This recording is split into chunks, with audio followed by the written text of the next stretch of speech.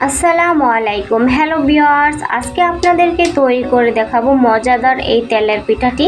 গ্রামের বাড়িতে আমরা কিভাবে সহজ পদ্ধতিতে অল্প সময়ে তেলের পিঠা তৈরি করে থাকি সেটাই আপনাদেরকে দেখাবো। আজকের পিঠাগুলো কিন্তু আমার শাশুড়ি মা বানিয়েছেন। আমার শাশুড়ি মায়ের হাতের বানানো পিঠা কিন্তু খুবই মজাদার হয়ে থাকে।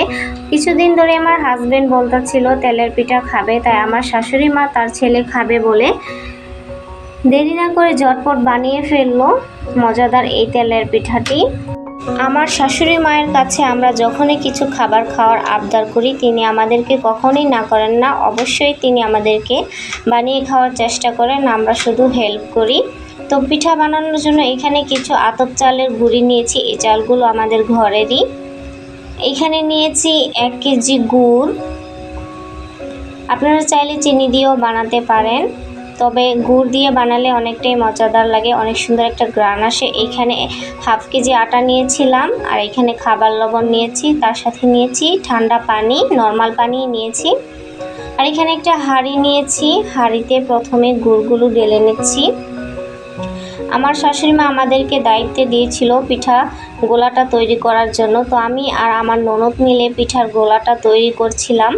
গুড়টা দিয়ে দেওয়ার পর তার মধ্যে গুঁড়িগুলো দিয়ে দিচ্ছি, সম্পূর্ণ গুঁড়ি দিয়ে দিলাম। আর এইখানে পুরো সম্পূর্ণ আটাটা ঢেলে দিচ্ছি। আটাটা দিলে পিঠাটা খেতে অনেকটাই নরম হয়ে থাকে, সবাই অনায়াসে খেতে পারে। আর এখানে পরিমাণ মতন লবণ দিয়ে দিলাম।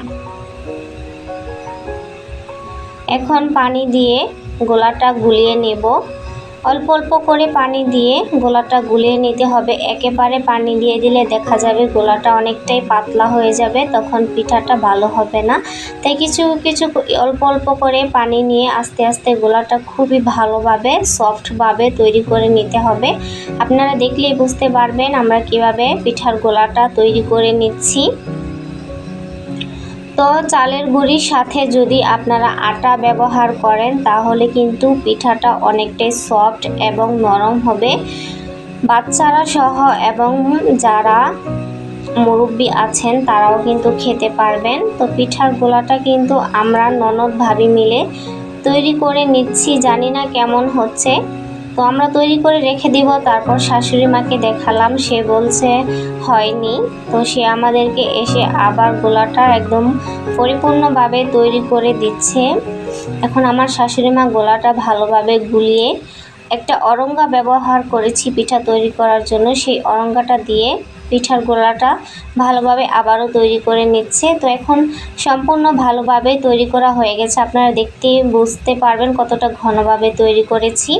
তো পিঠা তৈরির জন্য এখানে একটা চুলায় কড়াই বসিয়ে দিয়েছি, তার মধ্যে পরিমাণ মতন সয়াবিন তেল দিয়ে দিব। ভিডিওটা রাতের বেলা করেছি, সন্ধ্যার পরে আমরা পিঠাগুলো বানিয়েছিলাম, তাই অন্ধকার অন্ধকার লাগছে ভিডিওটাতে।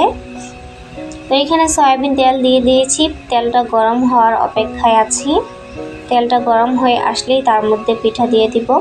তো বিসমিল্লাহ বলে প্রথম পিঠাটাই দিয়ে দিলাম, দেখেন আপনারা পিঠাটা কেমন হয়।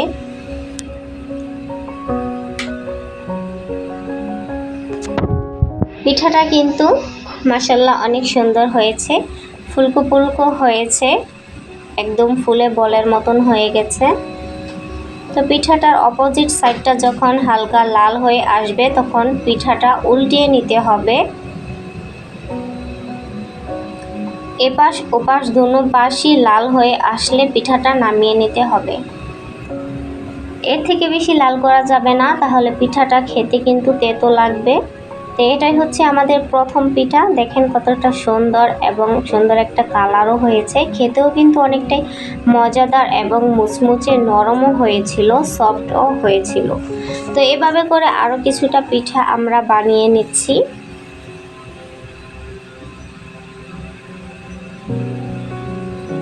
আপনারা দেখলেই বুঝতে পারবেন পিঠাগুলো কিন্তু আসলে অনেক ফুলকো হয়েছে আর খেতেও কিন্তু বেশ মজাদার হয়েছে।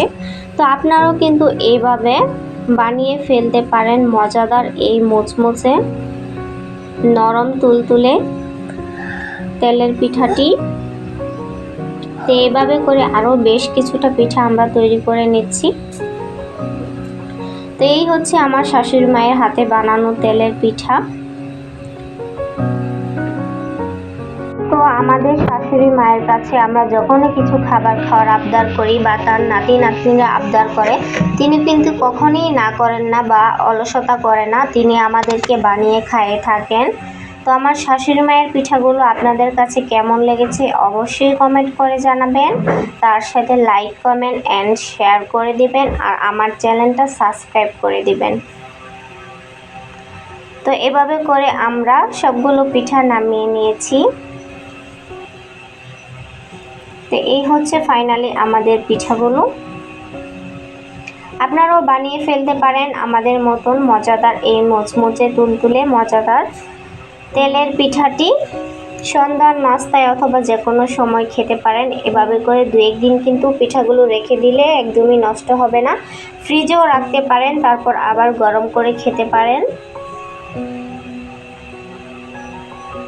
তো আজকের ভিডিওটা এই পর্যন্তই, দেখা হবে অন্য কোনো ভিডিওতে। আর সবাই আমার শাশুড়ি মায়ের জন্য অবশ্যই দোয়া করবেন, সেই জন্য ভালো থাকে সুস্থ থাকে। আজকে এই পর্যন্তই, আল্লাহ হাফেজ।